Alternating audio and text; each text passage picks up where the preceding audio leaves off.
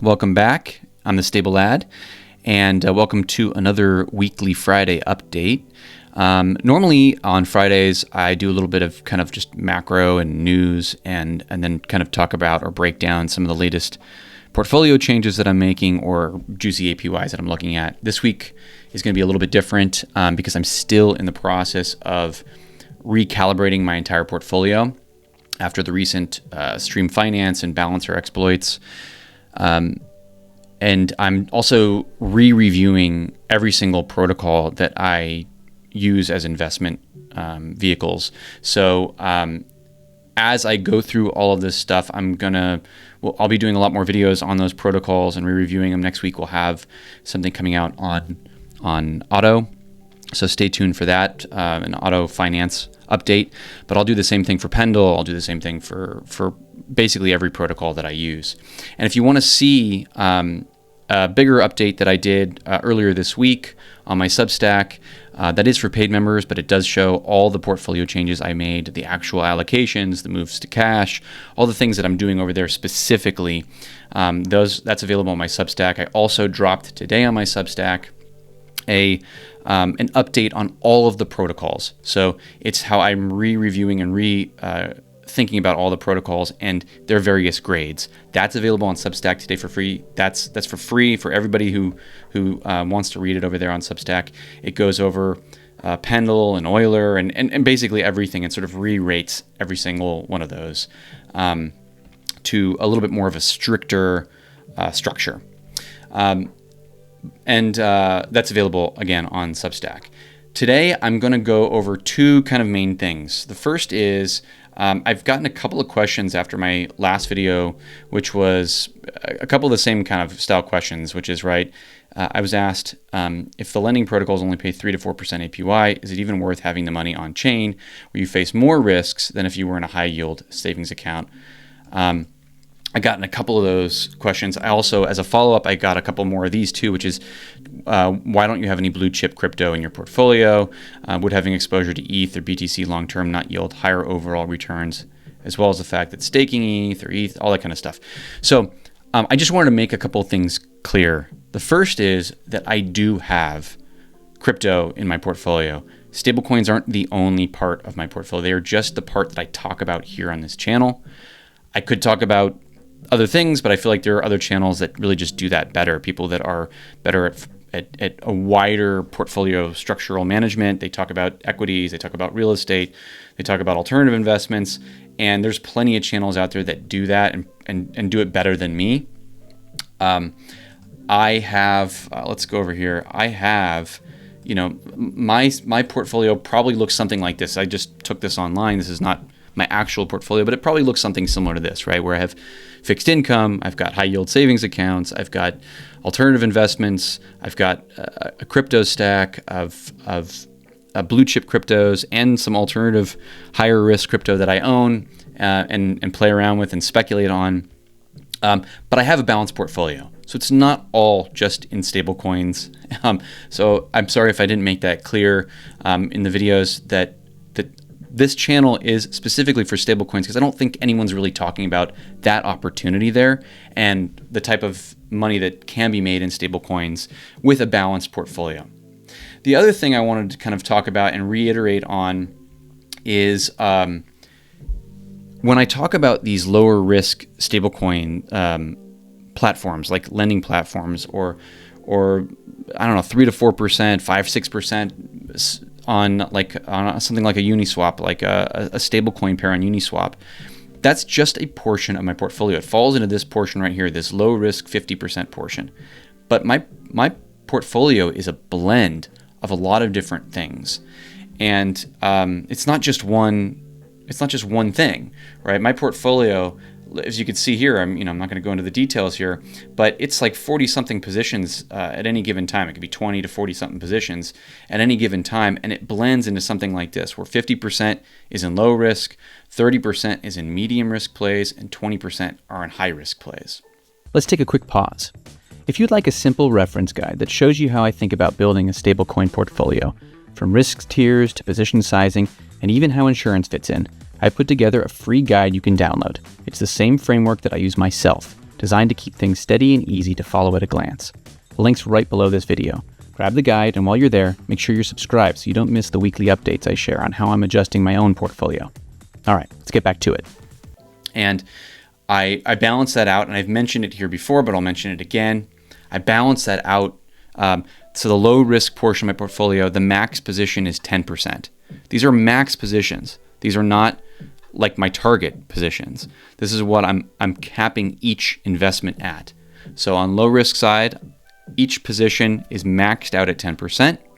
Unless there's insurance on it, maybe I'll bump it up to 11, 12%, but generally I'm maxing these out so that my low risk portion of my portfolio, this 50% portion of my portfolio has, if I max it out, it would just be 10% each, so it'd be 5 positions, right?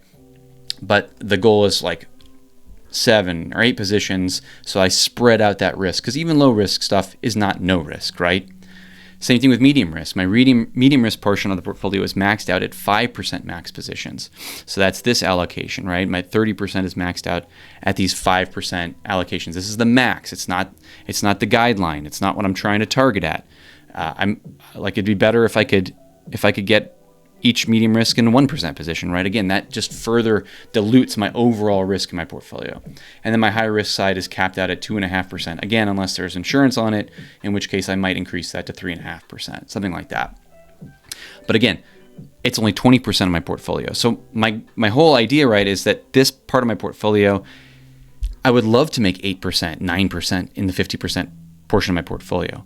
But if I have a couple of positions that are 4%, a couple of positions that are 9%, that's the sort of blend I'm looking for, but I'm keeping it low risk. This, 20% portion of my portfolio tends to be the higher APYs, right? Like I'm looking to actually go, if I'm taking on the risk, I want the really high stuff over here. And then the blended portfolio, hopefully, again, this is not accurate, so don't take a look at this because I have a lot more in cash positions right now. But my blended portfolio right now looks like it's 11.73% weighted, is at 5% right now. This is not what I want to be. This is not my blended, right? Normally, when I'm out of these cash positions, this will look something closer like to 10, 11, 12%, 13%. But again, because my cash positions are weighting this down right now, it looks a lot lower. It'll look more like this APY over here, 11.73%, 12%, which does beat the market, right? It does beat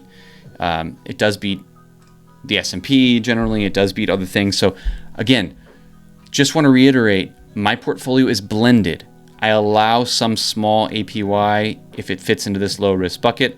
I'm not going to go for small APY if it fits into this bucket. There's no reason to do that, right? To take on that extra risk. So my portfolio is a blend, and it's a blend of these things to dilute the risk, to preserve my capital, to preserve cash flow, and to hopefully withstand things like the stream finance stuff, the balancer exploit, because stuff like that is inevitable in crypto. It's just inevitable. You're taking on risk in crypto. So if we can blend the risk, if I can keep this and be really, really strict about my portfolio, I think I'll achieve outsized returns over a long period, right? So in a bear market, I'm probably only going to get 8%. That's probably what I'm looking at in max portfolio. But in the bull run, I'm looking at like 15, 16, 17, 18% potentially in that bull run, because I'm going to earn airdrops, right, that I'm going to sell for cash. I'm going to earn outsized returns like this 20% portion of the portfolio, and maybe even this 30% portion of the portfolio is going to make outsized returns in bull markets. And so over a long period of time, I'm expecting to make something around 12 to 15% in my portfolio while minimizing my volatility. That's what I'm aiming for. That beats the S&P, right? And so that's what I'm aiming for in a stablecoin portfolio. And I hope that makes sense, and I hope that clarifies. Again, I'm probably more like this, right? I'm just showing you a small portion of a small public portfolio. I also have other stablecoin portfolios that I don't share publicly, right? This is just the one that I'm sharing with you publicly. The rest of my stuff looks something like this. It's a blend of all kinds of stuff in there, which is, I think, what any investor should sort of aspire to. But again, this is not the channel to talk about that. There are other people that talk about that. Maybe I will grow this channel at some point and have really macro experts on here and fixed income experts on here, and that would be a really cool thing to have at some point. But that's not what I'm focusing on in this channel, because I think that there's a niche and a space to talk about stablecoins. Now, the last thing I want to talk about on this channel is an announcement from Aave. And this is an absolute game changer. Aave just announced the Aave App, where you can earn up to 9% on your savings, and there's up to $1 million in insurance. So, I mean, this is like, I did a video a couple weeks ago. Someone had another viewer had asked, like a set it and forget it way to invest in stablecoins, and I kind of gave like a nice video, and it was a pretty well received and well watched video. But like, look at this. Like, this is cool, right? Aave earn up to 6.5% on your stablecoins, earn interest every second with industry-leading rates, and balance protection up to $1 million. Now, I haven't gone into the fine print here. I'm sure there's lots of fine print to go through. And this yesterday said 9%. Now it's saying 6.5%. So we know that this is going to fluctuate. We know that as more people start to use this is going to come down. It has to, right? Like, it's just makes sense that it will. But man, a set it, forget it way. Like, I can't even get $1 million protection in my bank account, right? I get $250,000 protection, right? Which shows here, $250,000 standard in the United States, FDIC insured. This is insuring you up to $1 million. Again, I haven't read into the fine details, and I really want to before I start going super deep into this. But if anybody that's watching this channel, and I promote something that, like, I'm talking about my portfolio that takes management. Like I showed you before, like I have something, I don't have it at the moment, right, because I moved into cash position, but I had something like 40-something positions here. It's 47 positions, right? So, like, this is not a low, complex kind of a thing. What I'm doing, like, for the person that actually wants to manage their portfolio, that loves investing and loves active management, that I'm showing you kind of the way that I'm doing it, and I think it's really interesting and unique and cool, and I think I can make outsized returns. I think I easily beat 6.5%. But if you're the type of person that just wants to set it and forget it and want insurance on it, this is awesome. Personally, I will be putting money into this. I might max this out if I like the fine print, and because, like, I mean, who doesn't want 6.5% with $1 million protection? So, like, I'm definitely interested in doing this myself personally. This will be completely separate. This will be part of, like, it'll be part of this overall investment strategy for me. But, like, wow, so cool what Aave's doing. Again, I haven't read the fine print. I suggest anyone that wants to do this absolutely should read the fine print. Make sure you're comfortable with any potential risk here. I don't know what the $1 million payment is on.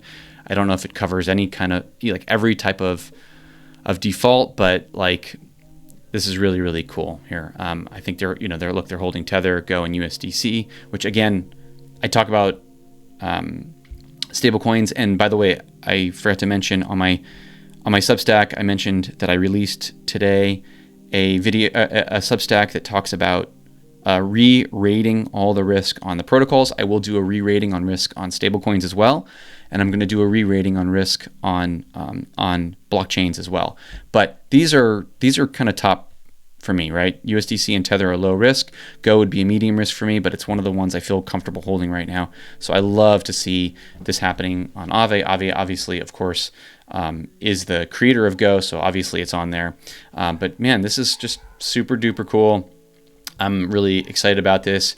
If you want a set and forget way, this is something absolutely to look into. Early access on iOS. I've already signed up for it, and I'm super excited about that. So that's the update this week. Just going to be quick and dirty here. Next week, I'll probably get more back into actual portfolio updates. We'll start looking at APYs again. Also, the market looks a little bearish. So I've been talking about that more, like kind of going back into more quality. But I'll start looking at some APYs next week. We'll start rebalancing my portfolio, and hopefully we'll get to start looking at some of the juicy stuff in the coming weeks. So until next time, look out for my auto finance update next week, which will drop sometime early next week on YouTube. If you haven't subscribed over on Substack, please do. I drop more detailed stuff over on Substack. I know some people love videos, so subscribe here and watch it on YouTube. But if you like deeper dives, if you like the full portfolio view, that's over on Substack. Until next week, have a great weekend, and I'm the Stable Lad. Stay stable, folks. I'm the Stable Lad. And if you like today's video, please hit that subscribe button. Every week I break down what's happening in the world of stablecoins and why it matters, clearly, calmly, and without the hype. This channel is for educational purposes. It is not meant to be financial advice. So always do your own research and manage your risk wisely.